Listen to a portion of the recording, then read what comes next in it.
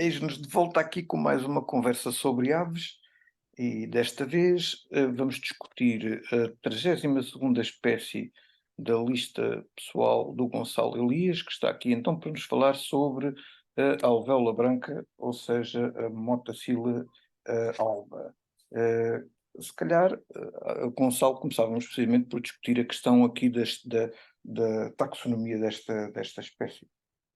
Olá Zé, sim, podemos começar pela taxonomia. A alvéola branca é uma espécie que foi originalmente nomeada pelo Linneu e, se não estou em erro, é uma das poucas espécies nomeadas pelo Linneu que nunca sofreu qualquer alteração de nome, porque eu até já referi em episódios anteriores que havia várias espécies de outras aves insetívoras que ele colocou inicialmente no género Motacilla e que depois foram classificadas noutros géneros e noutras famílias, mas Motacilla era o nome original dado pelo Linneu, e eu penso sem certeza, mas penso que a Motacilla alba, a alvéola branca, era a espécie tipo dada exatamente pelo Linneu, e portanto ficou até à atualidade. Penso que nunca foi alterado. Ora, a Motacilla alba, que tem uma distribuição vastíssima, vai desde a Península Ibérica, por toda a Europa, Norte da África, e estende-se pela Ásia fora e vai até ao Alasca, e ainda apanha a Islândia e a Groenlândia, uma distribuição realmente muito vasta. Tem 10 subespécies pelo mundo fora, mas na Europa, que é a região que nos interessa mais diretamente, só tem duas. E tem duas, que é a subespécie nominal, que é a Motacilla alba alba, e depois tem uma outra, que é fácil de identificar visualmente, que é a Motacilla alba yarrelli. Yarrelli, que vem do nome de um ornitólogo inglês chamado, penso que se pronunciará Yarrell, que era William Yarrell, que era um ornitólogo britânico do século XIX, e é a subespécie britânica, que tem o dorso todo preto, em vez de ser cinzento como as nossas, que é da subespécie Yarrelli. Nós dizemos Yarrelli, se calhar os ingleses dizem Yarrelli, né? E nós, às vezes, em português, como ela é fácil de reconhecer visualmente, até lhe chamamos alvéola branca enlutada. E muitas dessas alvéolas brancas de Inglaterra e do Reino Unido em geral vêm invernar na Península Ibérica e muito especialmente em Portugal. Portanto, parece haver um movimento preferencial das aves que nidificam especialmente na metade sul do Reino Unido para virem invernar no nosso país. Daí que das cerca de 80 recapturas que existiam, pelo menos até há uns anos atrás, de alvéolas brancas anilhadas no estrangeiro, metade, cerca de 40, eram do Reino Unido. Agora vamos ver se com o Brexit se eles continuam a vir para cá. Pois, não se sabe, nunca se sabe. O nome Motacilla em si também tem aqui uma origem um bocadinho duvidosa, não é? O nome Motacilla é um nome um bocadinho enigmático. Não é? Na verdade é um nome de origem obscura, ainda que tenha sido usado originalmente pelo Linneu. Porque Motacilla é um tipo de ave, enfim, não se sabe muito bem qual, mencionada por uma figura da antiguidade que era o Exíquio de Alexandria. E ele, portanto, supostamente isto deriva de Mutex, portanto, seria o nome da ave que ele mencionava. Mas depois, mais tarde, já muitos séculos mais tarde, pensa-se que terá havido aqui um erro de interpretação e pensava-se que este nome derivaria de motare, que significa mover, e de sila, que seria cauda. E, portanto, motacilla significaria mover a cauda. Portanto, é uma referência àquele balanço que elas fazem com a cauda, estar sempre a balançar a cauda. Mas os especialistas nestes assuntos sugerem que isto é um erro de interpretação e que o nome não tem nada a ver com mover a cauda e que tem uma origem realmente muito mais antiga. Mas a origem deste nome Motacilla é algo que até hoje não está totalmente claro. Eu também vi uma referência que poderia representar pequenos movimentos. Pois, pode. Portanto, neste caso há várias interpretações possíveis para o significado deste nome, mas não há, como é que vamos dizer, um significado claro ou uma explicação consensual para o que é que esta palavra quer dizer e de onde é que ela veio. Uma coisa é certa, é capaz de ser das aves mais acrobáticas quando está a caçar insetos que fazem parte da sua alimentação, não é? Sim, elas podem se alimentar pousadas ou em voo. acrobáticas e, além disso, muito irrequietas, porque quem quer observar e quem quer fotografar nem sempre é fácil, porque a gente vê uma Se no elas chão, estiverem a alimentar é complicado. quer tirar uma fotografia e elas de repente ou viram a cabeça ou abrem a asa ou outra coisa qualquer e não se consegue apanhar ali numa posição, E como é que vamos saltam, dizer, fazem piruetas. fotogénica. É verdade. Apesar de É ser uma uma coisa. espécie muito familiar, que se deixa aproximar bastante, mas, mas não é, nem sempre é muito fácil. E uma curiosidade é que esta espécie é extremamente abundante. Elas têm uma distribuição muito vasta, como eu já referi, que vai desde a Groenlândia até o Alasca, passando por toda a Europa e a Ásia. Segundo o site da BirdLife, a população mundial está estimada entre 135 e 220 milhões. Portanto, não há muitas espécies de aves que tenham tamanha quantidade de indivíduos. Elas, além de ter uma distribuição vasta, são muito abundantes, como nós às vezes também podemos ver por cá. E, portanto, é realmente uma espécie muito numerosa, por isso também não surpreende que não esteja ameaçada. Também existe nas ilhas. Nos Açores, não. Nos Açores é acidental. Nos Açores existe só a alvéola cinzenta, essa é residente, haveremos de falar dela noutra altura.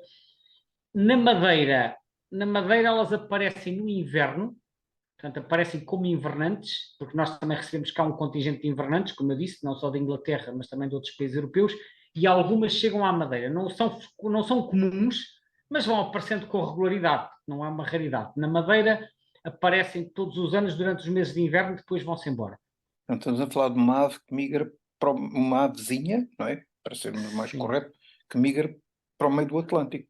Migram para o meio do Atlântico e algumas, como eu disse, vão invernar à Madeira. Mas eu sempre penso nestas aves que entram pelo Atlântico adentro, portanto, que saem daqui, vamos imaginar que saem do nosso país em direção ao sudoeste, haverá umas quantas que chegam à Madeira, mas eu penso sempre que por cada uma que chega à Madeira há muitas outras que seguiram na direção errada e que se perdem no meio do mar e que depois, enfim, não chegam a lado nenhum e acabam por perecer porque já não têm energia.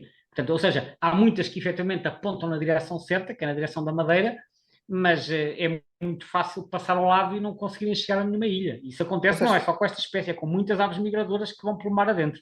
esta não é também daquele tipo de aves que utiliza os navios de grande porte como suporte, digamos, para Não este tenho, tipo. não tenho presente em relação a esta ave. Eu já vi alguns vídeos feitos, por exemplo, em navios de carga, nomeadamente, que andam no mar.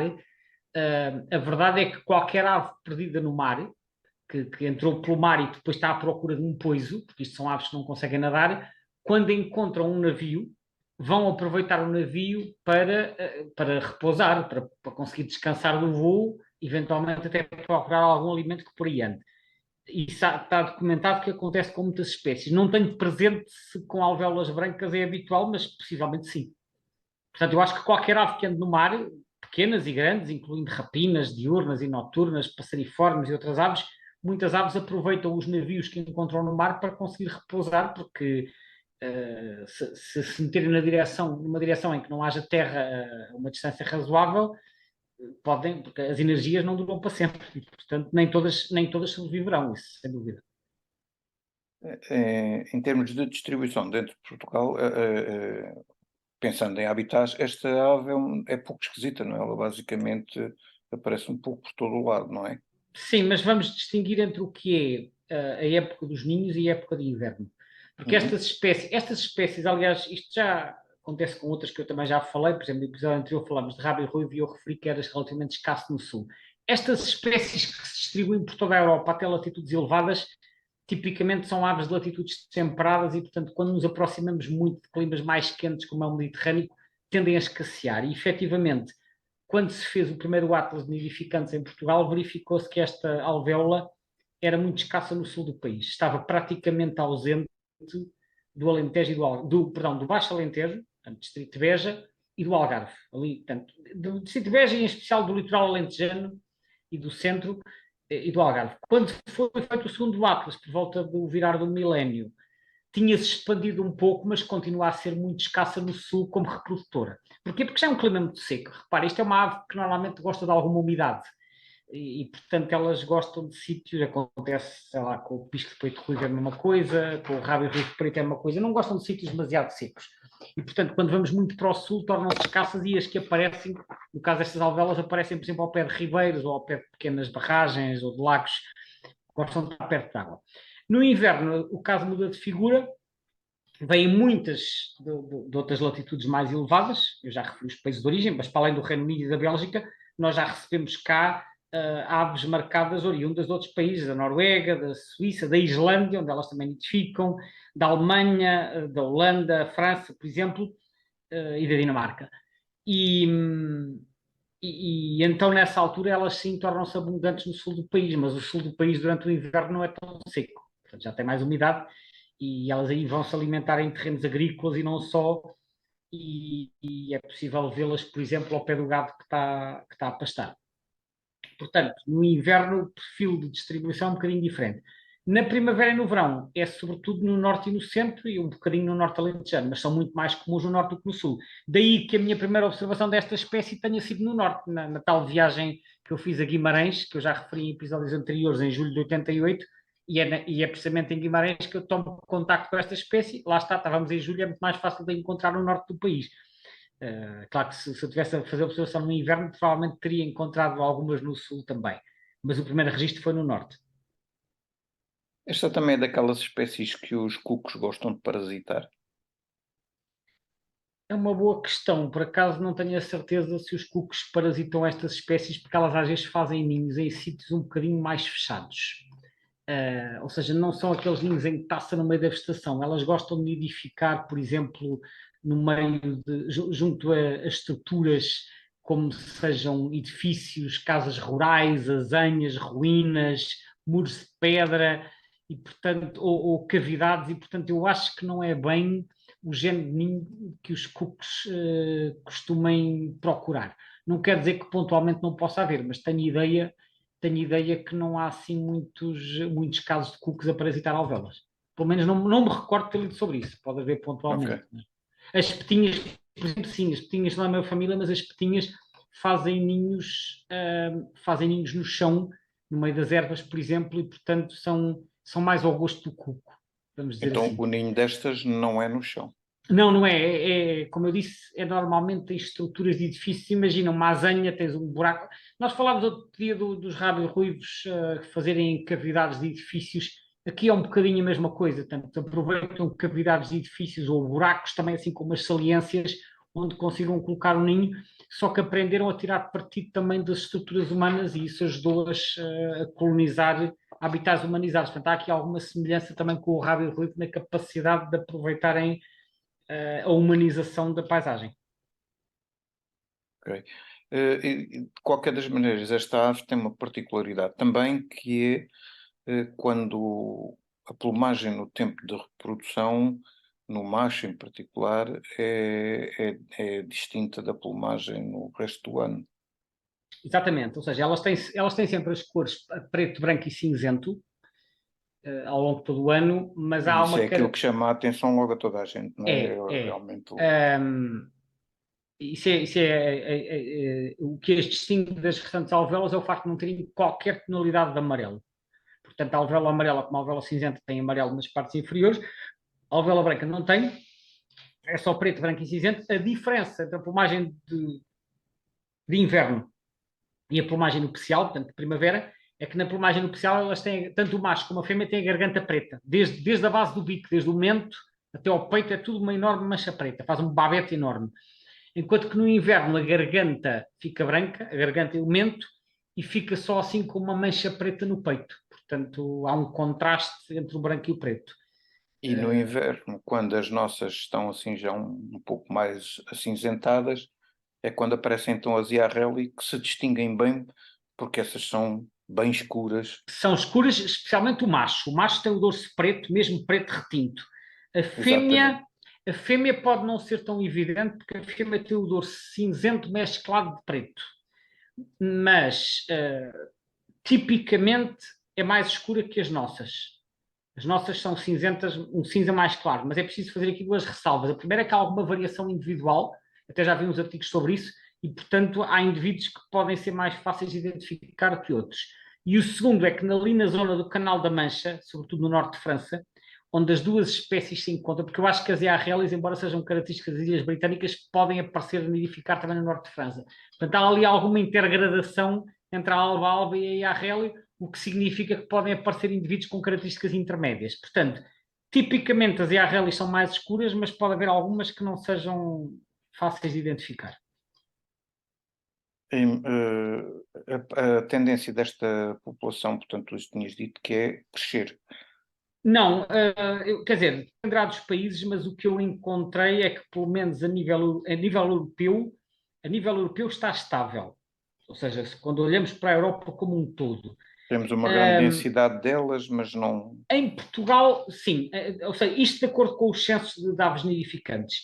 Em Portugal verificou-se aparentemente uma ligeira expansão no sul, porque do primeiro para o segundo Atlas, como eu disse, no primeiro Atlas não havia praticamente no Baixo Alentejo e no Algarve, e no segundo Atlas já apareciam, embora o segundo Atlas tenha tido uma prospeção um bocadinho mais intensiva, só que em Espanha, segundo o Atlas mais recente, também se verificou alguma expansão no sul. Portanto, parece ter havido marginalmente alguma expansão nas zonas periféricas, mas é sempre assim, quando as espécies estão a expandir, é nas zonas periféricas que isso se nota mais, nas zonas periféricas da área de distribuição, porque as zonas centrais já estão ocupadas, já estão saturadas até.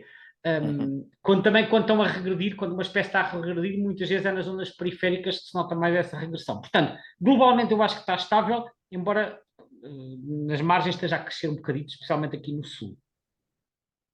Eu sei que quem gosta de observar raridades e aves assim fora do normal, tem havido assim uma certa procura, por assim dizer, da subespécie marroquina.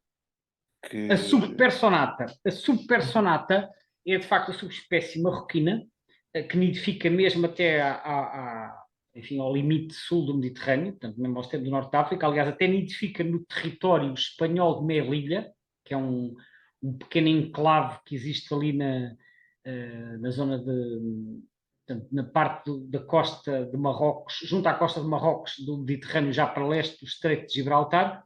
A Espanha tem dois enclaves no Norte de África, um que é Ceuta, onde não há alvelas brancas a nidificar, pelo que eu li, e outro em Melilla, que é mais a leste. E em Melilla, a subespécie que nidifica já é a subpersonata, portanto elas estão bastante perto. Mas em Marrocos, há um pouco por todo Marrocos. Ora, há 4 registros da subpersonata, pelo menos há uns anos havia, não sei se há mais algum, assim, mais em anos recentes, mas até há uns anos atrás havia 4 registros da subpersonata na Península Ibérica, um deles em Portugal, mais concretamente de São Domingos, que é no Concelho de Mértola, Distrito de Beja. E essa ave, a subpersonata, tem muito mais preto na cabeça. Portanto, agora é difícil estar a descrever aqui, mas olhando para um guia de campo conseguimos ver que o padrão de preto na cabeça é completamente diferente. Nas faces e por trás dos Nas olhos. faces, sim, e na coroa, etc. Uhum. Portanto, poderá sempre aparecer cá mais alguma, sem dúvida. É ficar atento a estes padrões estranhos, digamos, que surgem nas alvéolas. Pode ser que estejam a ver uma subespécie fora do normal. Sem dúvida. É? Há aqui mais um aspecto que eu acho que era bom também mencionarmos, que é a questão dos dormitórios. Estas alvéolas, como eu disse, aparecem em grande número no inverno e vão se alimentar principalmente em terrenos agrícolas e às vezes também em relevados e assim noutros jardins, espaços abertos.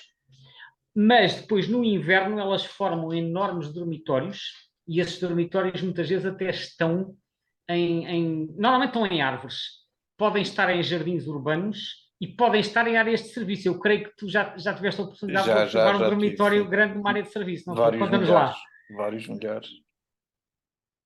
Foi uns milhares. Foi em Castelo Branco, foi na estação de serviço de Castelo Branco, portanto, na área de serviço de quem vem de norte para sul.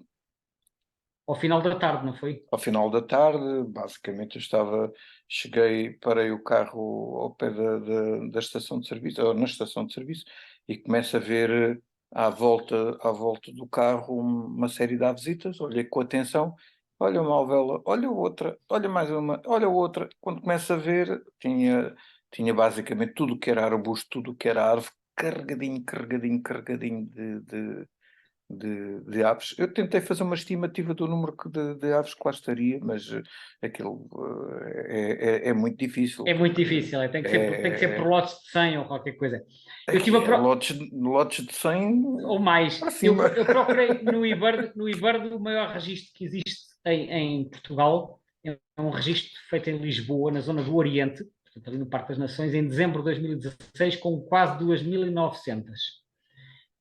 Mas um livro que eu tenho que fala das aves de Espanha faz menção a um dormitório na cidade de Sevilha, penso que era na cidade, pelo menos era na zona de Sevilha, de, prepara-te, 100 mil. 100 mil. Eu não consigo imaginar o que são 100 mil alvéolas, nem sei como é que foi feita a estimativa, mas realmente é uma quantidade absolutamente gigantesca de alvéolas brancas. E elas ainda se devem deslocar de uma área razoável para se concentrarem em tão grande Sim, número no mesmo vem sítio, não é? provavelmente das planícies circundantes, quer dizer, podem vir de uma distância de 20 ou 30 quilómetros, não sei a distância que elas voam. Há uns anos havia um dormitório, enfim, não era de 100 mil, mas está aí com 5 mil em Lisboa, salvo erro na Praça de Espanha, até há uns anos atrás, quando aquilo teve em obras, sobretudo, era uma zona que estava assim com os tapumes e então penso que havia... Eram vários milhares, penso que na altura alguém me falou de 5 mil. Portanto, não é raro haver dormitórios. Eu nunca vi nada dessa dimensão, já vi com várias centenas, mas são conhecidos esta tendência é conhecida para se juntarem grandes dormitórios invernais. Gonçalo, para nos despedirmos, só vou deixar aqui uma curiosidade e um desafio interessante, que é esta espécie, dada a sua extrema abundância, é uma das espécies que, em termos de filatelia, aparecem selos de todo o mundo. Se fizerem uma pesquisa por wagtail, que é o nome em inglês, white wagtail stamps ou qualquer coisa assim do género, vão ver a quantidade de selos que aparecem com esta espécie estampada. Olha que giro, não sabia, também vou fazer a pesquisa.